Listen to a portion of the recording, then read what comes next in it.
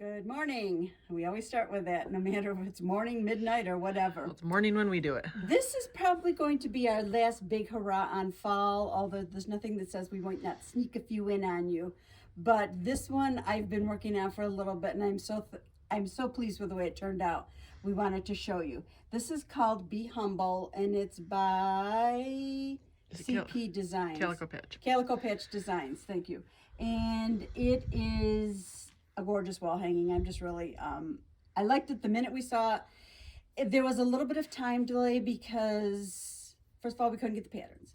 Then the patterns came in, and this was intentionally supposed to be done with wool. Flannel background, and all of the appliques were going to be done with wool. But after a while, we decided, you know what? We decided we would like to do it in cotton instead. So if you're not to mention the fabric probably still is not being shipped. Well, there's that too. So we decided to go ahead and do it in cotton. And we did raw edge applique, as in we fused everything down and we buttonhole stitched it all. Now some of the parts aren't quite done. And I think that that's one of the things I liked about it the most, because this also incorporates some hand embroidery. Because you could see, like, this part, this is done by hand. Then there's the little bee, foopies, I don't know what they're called. And I just penciled those in. I think they're bee trails. Bee trails, yeah. I just penciled those in so you can't really see them. I didn't get that done. Sorry about that. Slacker. And then I know, slacker. And then the Be Humble on the bottom is done by hand. And then everything else I did by machine. But you can go in. She puts a ton of decorative ideas because it was supposed to be done on wool. You do a lot more hand embroidery and that sort of stuff. So there's little lines on the bee wings. There's little everything. She's got, legs which you could still go back in free motion with machine. Which is what I intend to do. Which is, that's what my intention Good is. thought, Teri. I know it. And we just loved, I don't know, did you get a close-up of this outside border, Marty? I think I did. Because this was our, like, a pièce de resistance. Your French mother's rolling over in her grave. I know she is, but if you can see, those are little bees on there. So we just saw that and said, yep, it's meant to be. We've got to do this in cotton rather than flannel. So this is called Be Humble. We'll have the kits available on the website, and if it's something you want to zip into.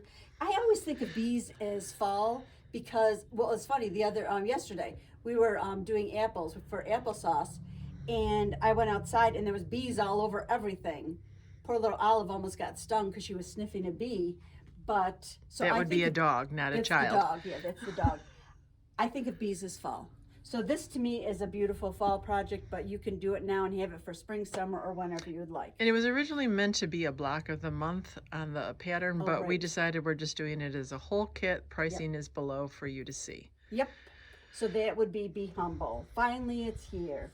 So then, do you want to talk about these, or should we just? No, we can do We're gonna flip the camera. Hang on. So again, we thought we were talking fall, so we wanted to, this is a pattern that Pam Puda has out. It's called Tokens of the Past, and it's called Halloween Spirit. So there's 3 different individual projects, but you can only see 2 because only 2 got done. But what she did is she starts out with her layer cake called Cheddar and Coal. And as you can see, these are just really nice black and really deep gold, deep orange colors. Cheddars. They're just very, very colorful, or perfect for this time of year. They're cheddars. So this one is called Midnight Fright. And it's kind of an interesting, and we're going to kind of explain the technique that she used on this. This was set on point. So this is your block right here. This little kind of pinwheely block. And what she uses is called a partial seam construction to make this, because if you look at it, it's like, okay, well, how do you sew this together? Because there's really not a line straight through. So she uses a technique called partial seam construction, and it's very, very easy to do, and we're going to show you how to do that. And then, so that's with plain blocks, and then a nice little piece border. And what we decided with ours is we wanted to tie all 3 projects together. So rather than on the pattern, which you can see she used different backgrounds, we're going to use the same background through all 3 of them. So they could almost be a companion piece. No, not almost. They are a companion piece. Well, they would be a companion piece, yes. This is the one that did not get done. This one. This one did not get I'm done. sorry.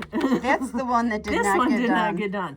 This other one, which is called Boo, is right here. And again, it's a lot of little pieces, but they go together so well. The thing I liked about this, and you can kind of see on the back, if you take care of your pressing, although I look at that one, everything will go together very nice and flat and seamlessly. Did you like that? Seamlessly? But basically your block is right there.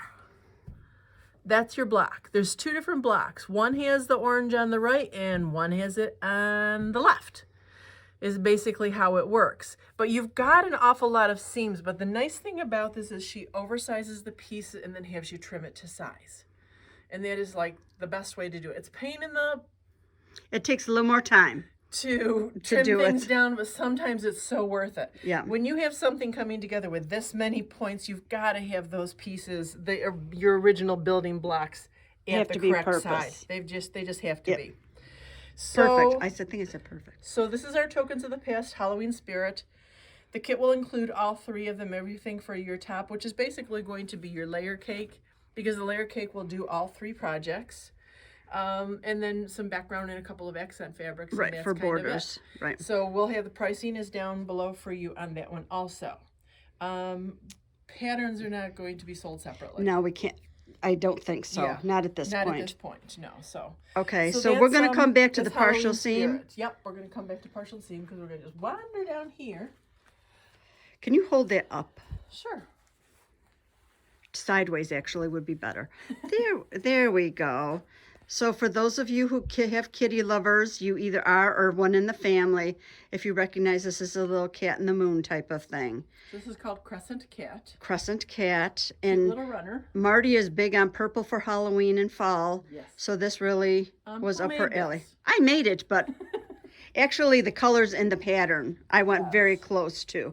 And there's nothing big exciting about this. It's just cut your pieces and put them together correctly. Yeah, I mean, you've got a little star built into the cat. The one thing that I will kind of notice, and she does this actually on the pattern also, I don't know if you're going to get too much glare there, but is cute little quilting design around the moon. Yes, that is, you can see it's that. It's really perfect on here, and it's very, very easy to do. I mean, y'all know how to do Come down to this first one. This one? Yeah. So what I did is it's just loops, one way, one the other way. And then, come on, y'all have done a star. Stars. You do a loop one way, a loop the other way, another star, loop, loop, star. And you just keep going around the corner. Keep going around. And when you can't make another one, you just head for the corner. Mm-hmm. Head for the corner and end it. But it was such a cute little idea of a quilting design for this runner. It's perfect. Yeah. Absolutely perfect. So that's Crescent Star. Again, we'll have a kit for this one. Pricing is below for you. Okay. All right, so we're going to jump back to that partial seam construction. Let me grab the top here. Chat amongst yourself while she gets that up. So on this block, what you've got is all she makes you go through and do flying goose units, basically, is all that they are. You have them for the center and you have them for the outside border. And just FYI, and I don't know, I would have to, my favorite thing is the ultimate flying geese rule. I just think that is just like the nuts. I'm not a huge big ruler person, but man, that thing, I like, who doesn't like sewing with perfect pieces? And you'd be kind of silly if you didn't. Do you have a center for that? Yeah, it's over on the ironing board. I'm going to walk carefully backwards. It's on the, I'm getting it. You can do it? Okay. So anyways, you could do the refiguring and do the 4 at a time flying geese also. But basically the way that this block goes together. And it's a little bit more challenging with a tiny block. Right. Because there's a lot less to, yeah, you'll see when we do it. Okay, so this is how the block goes together. All right. But you can see there's really no straight lines for you to, like a 9-patch, sew it together, or a star block or something like that. So what we're going to do, oh, she used the number 20-foot. She did, and she's white thread on here, and I'm gonna have to change it. Oh no, we can do it just for. Oh, this is a sample. Okay, this is I a would sample. not sew this with white thread or light thread.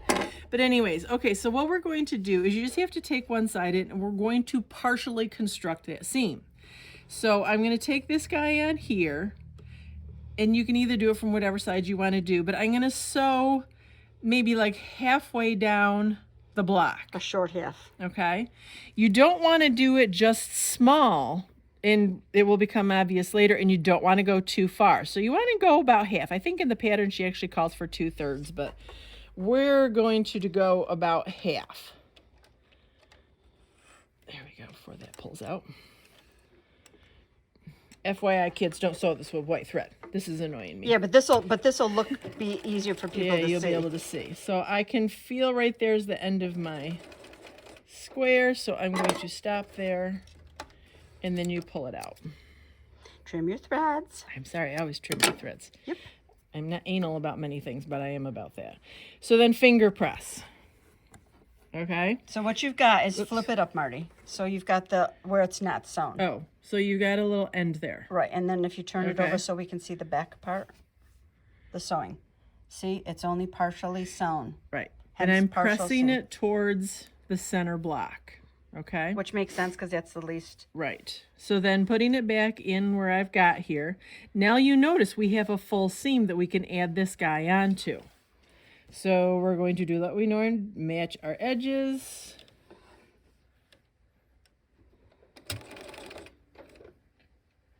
Make sure our ends match down here.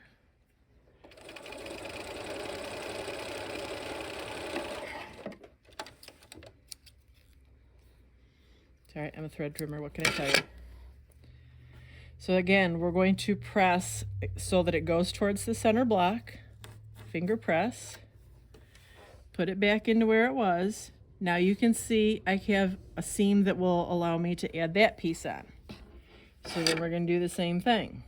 I wonder who invented this. I don't know, but they were stinking smart. The Einstein of quilting.